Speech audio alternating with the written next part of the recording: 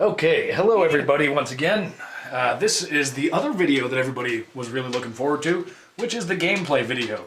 Now, we should talk to you a little bit about what you're seeing here. Now, all of this is our prototype demo board. Now, we're going through and we're redoing some of the templating for the final board that you'll be receiving. Now, the Kickstarter special that you're getting is going to be quite a bit different than the two versions of the game that'll be offered afterwards. Honestly, we're not really making anything on this, and we're giving you guys as much stuff as we possibly can. A couple of differences are going to be we have a little bit of different art involving the cards, as well on the Kickstarter one. These are actually a card stock, a heavy card stock, correct? Thick chit. Yeah, thick chit. Let's not start our chit jokes. So on top of that, you can see some of the nice little gold pieces that we have here, and Loot We Trust. This over here is going to actually be, once again, on a card stock. And we have our rules, which will be in more of a pamphlet form once it actually comes out. As well, the board was going to be fitting in a box, give or take this big, with a nice big art on it for you. Now, this game is only going to be offered the way it is, the best deal that we possibly can through Kickstarter, because we can't afford to do it any other way. We're broke. And it's just not really worth it. We figure this is easily a $30-something game, but if we did the same thing later on, we would be looking at $50, $60. We're going to see what we can do afterwards, but just trust us on the fact that this is going to be the best option to be able to pick up this awesome game. You should buy it. You should definitely buy it. So, this is going to be the gameplay video. The first step is going to be whoever owns the game goes first, because obviously they have the best taste. Yep. Now, in this particular case, Tim, the Gobbo voice that you hear, drew the game, and roughly everything you're seeing right now, so I think he probably has precedence over the rest of us to be able to go first. I'm gonna go. Gonna draw my shenanigans card. Okay. Gonna roll 2 dice. And move 7. 1, 2, 3, 4, 5, 6, 7. I'm done. You guys need to, don't you need to roll off? Okay. Roll off. That's how it's supposed to go. Nice. Okay. Now the first step is going to be for me to draw my shenanigans card here. Now shenanigans cards are things that are used on other players or yourself to break the rules a little bit, give yourself an advantage, somebody else a disadvantage, 2 people a disadvantage, something along those lines. So, that being said, after I draw my shenanigans card, I've decided not to play it immediately. I can use it later. I choose how many dice I want to roll. Between 1 and 4 dice. The amount that I roll on these dice is the amount that I move initially, unless anybody plays shenanigans cards to affect that for better or worse, as well as my initial score. Now, you'll find out where score matters in a little bit. We are currently keeping track of score on these spin-down counters from someplace else. And in the actual game, in the Kickstarter special especially, there's going to be these nice little Gobbo dials, little cardboard fold-over dials to be able to keep track of your score. So I'm going to go with 3d6. I'll take it.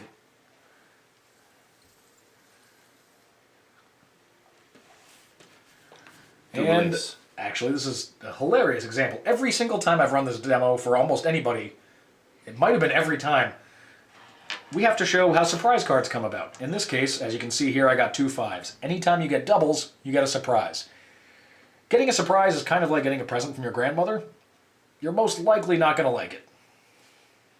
I like my grandmother. It has nothing to do with your enjoyment of your grandparents, just about the fact that they tend to give you yellow sweaters. Faceplant. Move back 1 space, and this does not affect my score. So that brings it down to my turn. I'll begin my turn by drawing a shenanigans card. And we'll set that down there, and we're going to pick 4 dice because I like Crazy. surprises. He also likes getting caught. No surprises there. So we'll move to 14.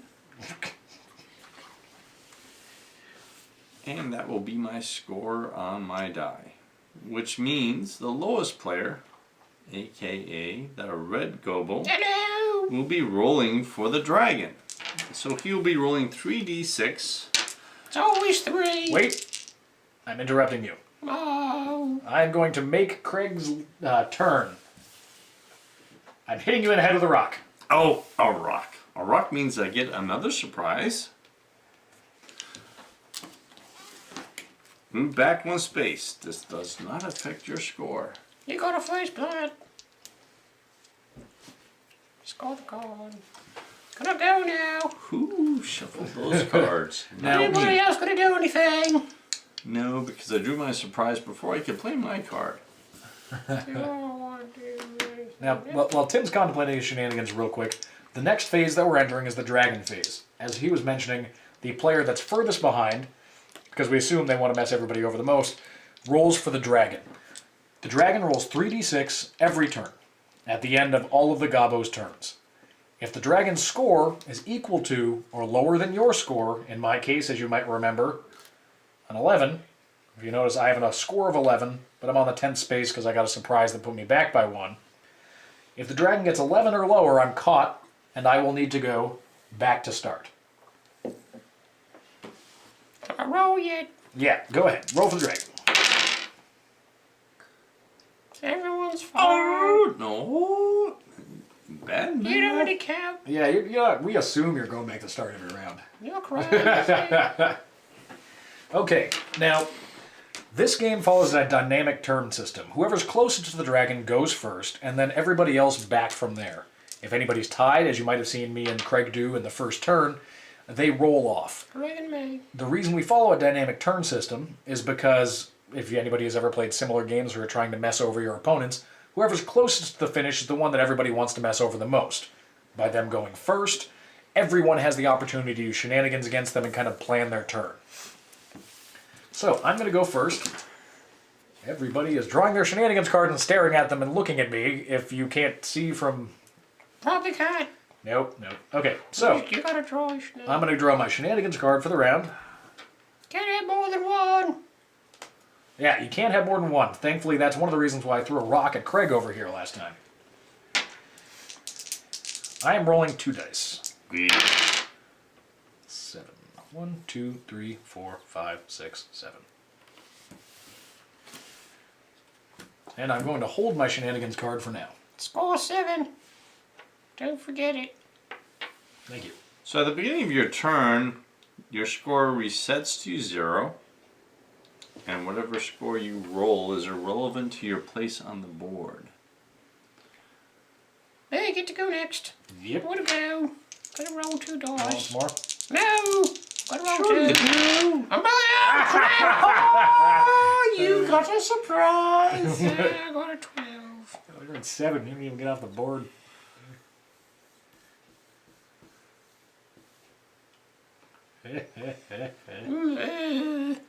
Surprise! Please not. Kazomps! Move back 2 spices. It's not affect my score. Hey, Oh, crumbs. you're stuck with me. I don't like you. I like me. Next one.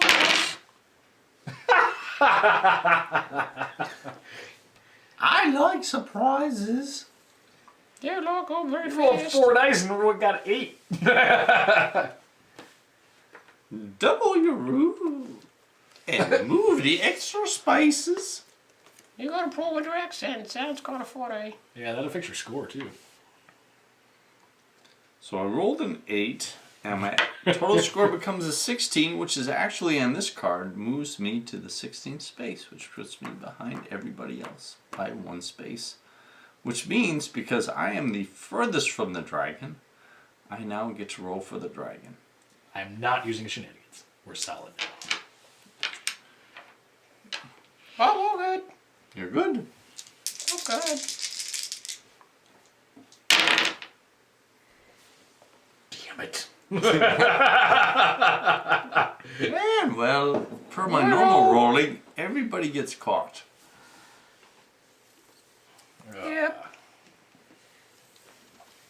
Now, one thing to note is, even though the dragon roll doubles, there are no surprises played on the dragon's turn. So, we all move back to start. As a result of us all being on the same board, we roll off to see who goes first after resetting our scores to 0. Hey, got a 4. What? No. Exactly. Wouldn't change. That's how it works. I'm going last. Okay. I'm gonna get 3 dice going.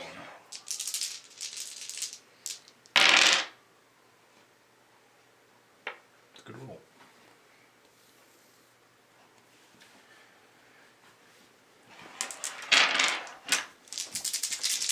How many are you rolling? 4? Oh, Tim has the 5th. Okay. 15.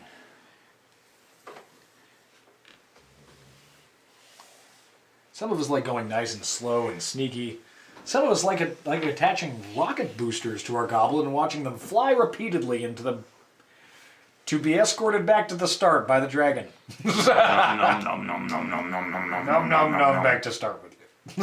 I'm gonna play him a jingly jingly bell before my turn starts. Finish him off. Mm-hmm. Yeah, I thought so. Actually, You can do me I'm too. gonna dance around you. I got 6. Well, you got 10 now. So we are both adding 10 to our score. 4 score. Therefore, whatever. 10 and 4. They're numbers. I'm starting at 4 even though I want 0. I'm gonna be safe. Figures. I'm gonna 9. Hey, you get to roll for the dragon. Well.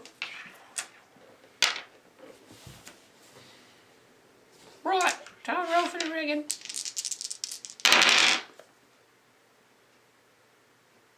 Well, Craig's dead. I mean, politely escorted back to the start. Very politely. It's a very, very polite dragon. Now, if you happen to have Craig in your game, one of the easiest ways to tell when the end of turn is when he places himself back at start again.